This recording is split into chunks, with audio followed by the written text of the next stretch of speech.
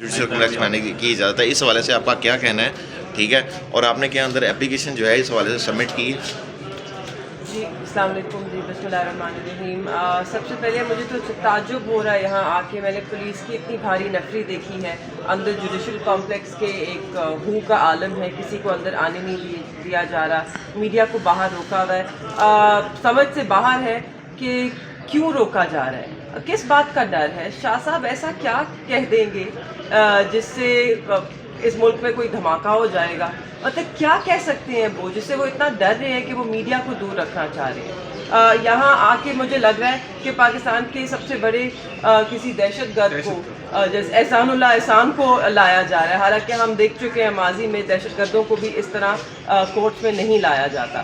تو میں اس وقت کل بھی میں حیران تھی جس طرح کا رویہ برتا انہوں نے، اور آج بھی میں حیران ہوں یہ سب مناظر دیکھ کر۔